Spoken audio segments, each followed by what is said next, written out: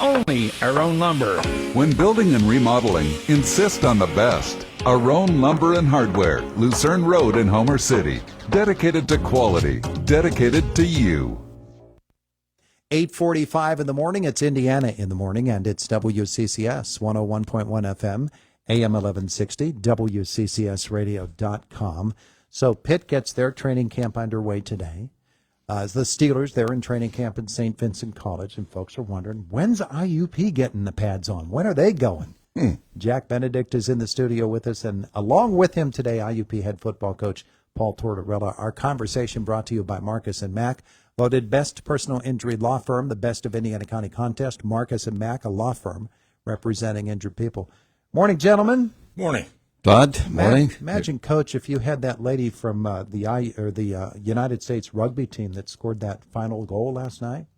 That wouldn't be a bad thing. She's got speed and moves. Yeah, well, that speed and moves is always good in football. Yeah. It's pretty good anywhere. Yeah. You know. Yeah. Well, she had it, and hopefully IUP has a little bit of that going as well. Coach, training camp getting ready, huh? Yeah, players report on the 10th of August, and then which is a week from Saturday, and then we start practice that Monday the 12th. So 2 weeks of preseason camp, and then really a week and a half before the first game, which is a Thursday night at Ashland. We've been seeing a whole bunch of guys that have been doing their workouts. They've been running. They've been passing in front of the studio here in the early morning. The guys are getting out there working hard. Yeah, we've got a big group here over the summer working with our strength coach, Coach Day, and his staff. So they're ready to go. We got an older team, so that's why we probably have more guys here this summer than usual. Yeah, and Jack starting his 80th season as the broadcast voice. I was looking back at the UP. all-time winningest record for Division II teams as of at the end of 2017, which was your first year Correct. as head coach. I think IUP was like fifth in all-time wins.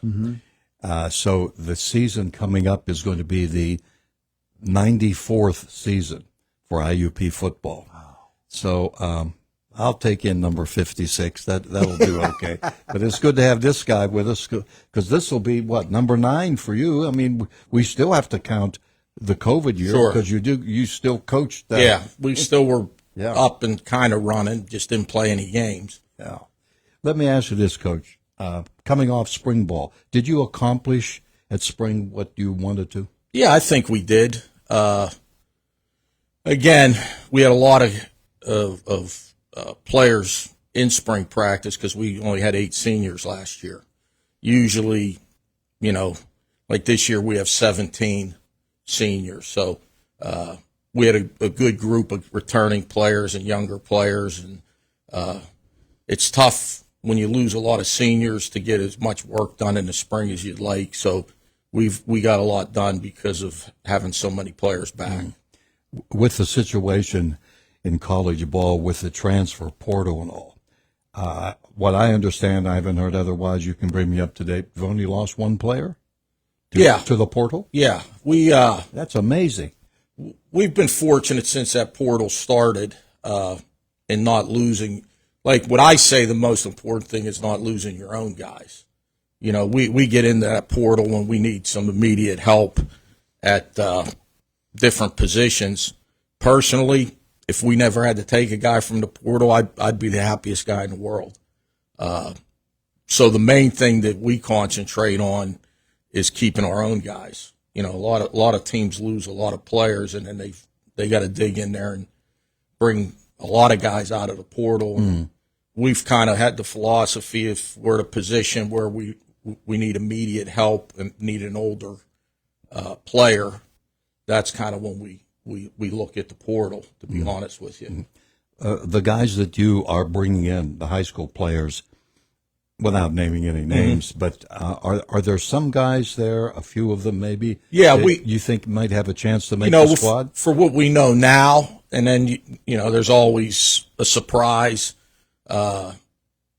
in preseason camp, but there's about 2 or 3 of the 17, I believe, that we signed that we think can bring us immediate help.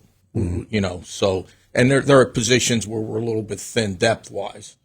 But I'd say there's 2 or 3 guys right now that we're looking at that if we had to hedge our bets, they would be the 2 or 3 guys. Mm-hmm.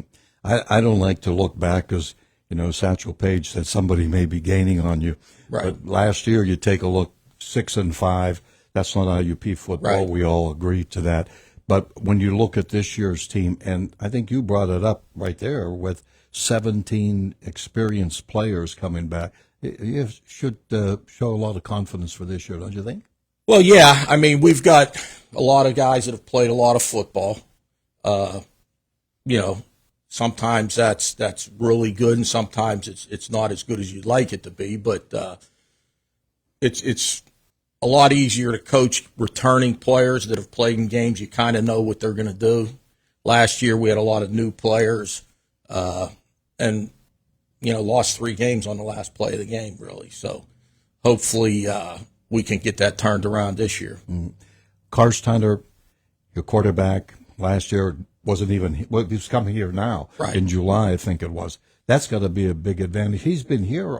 Has he been here all year? I mean, since he's been here, since he came here last summer, I think he's only been home over Christmas break and maybe for 2 weeks after the semester ended. He was back here in early June.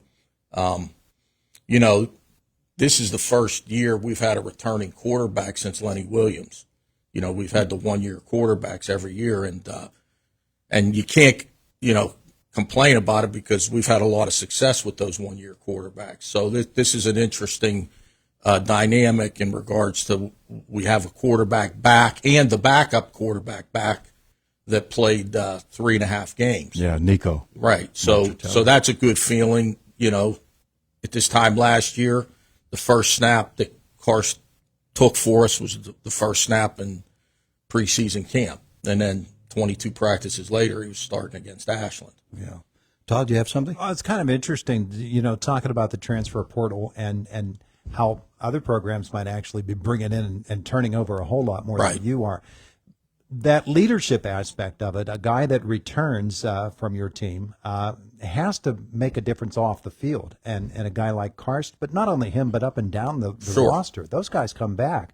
The fact that they've been here before and they can show the young guys, Right. this is how we do things around here. Right. That has to be a great advantage to you. Absolutely. I think since I've been the head coach, if you look at the years where we've won the conference, won the region, lost in the regional championship, had our more successful seasons, they were heavy dominated with seniors, and really what I'm calling them now is last year players, because of those 17 seniors, I think 10 have already graduated, so they're in postgraduate work, and 12 of those 17 will be done here in December.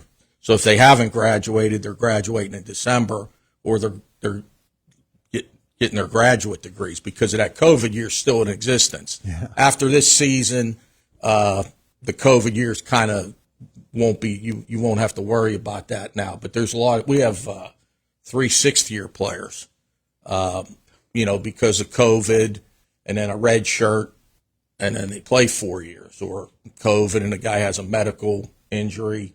The 5th-year guys that we have now that are last year players or seniors, they came here as true freshmen with the COVID year. So they automatically redshirted. Yeah. And then they started playing. We had a bunch of those guys start as redshirt freshmen technically because of the COVID year.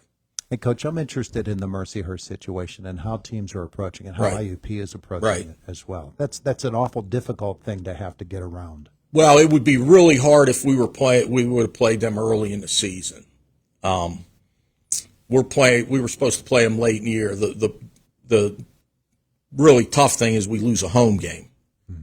We wanted to play them because they didn't have a game in that spot, and they decided to play a Division III team from California. So that was their, that's their prerogative. But we would have loved to have just kept the game, even though it wouldn't have been a conference game. But it really doesn't hurt us. We already have 9 games played before that week. So it may work out to our benefit If it was early in the year, it would probably be a little bit of an issue.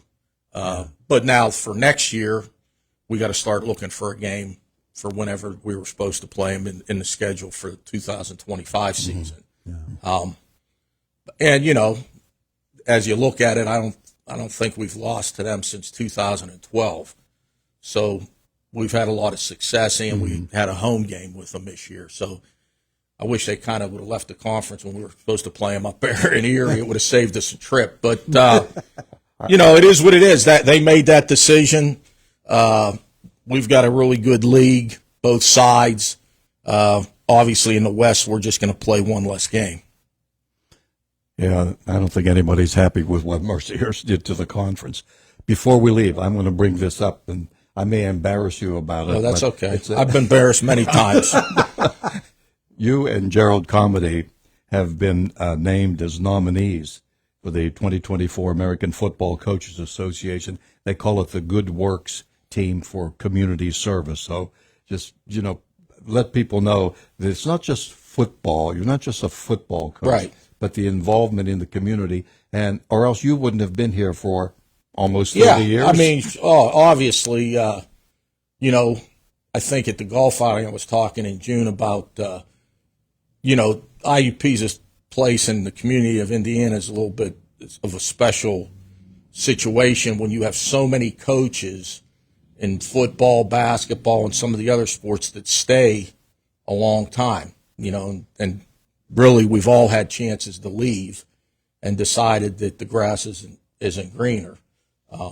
You know, like the community service factor, Coach Lombardi had a community service deal yesterday over at Chevy Chase, having to move some things over there and needed some of our guys. And at the last minute, we had no problem getting guys to go over there. And Coach texted me last night, said they did a great job. So, and it's good when you have older guys that have, you know, they're at school at IUP, but they're, you know, living in the community of Indiana for a long period of time. Like I said, 5th and 6th year seniors, and we haven't had a lot of attrition with guys leaving. You know, a lot of those last year players were here the COVID year as true freshmen. Yeah.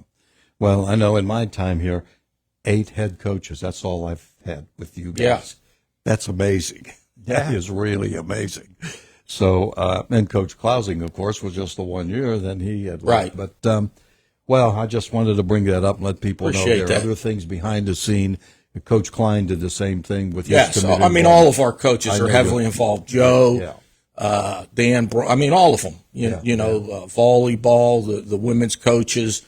I think the whole athletic department does a great job with the community service aspect. Okay, Tort, thanks. See you soon on the field, huh? Yep, you'll be there. I know that. Yeah. Okay. I got to get the schedule so know what I'm doing. I'm breaking down Ashland on film right now for you, Coach. Appreciate that. We could always have another set of eyes. Never hurts. First home game, September 28th, 3 on the road. So be listening and make sure to get your tickets and come on out. Good stuff. Thanks, guys. Okay, thank you.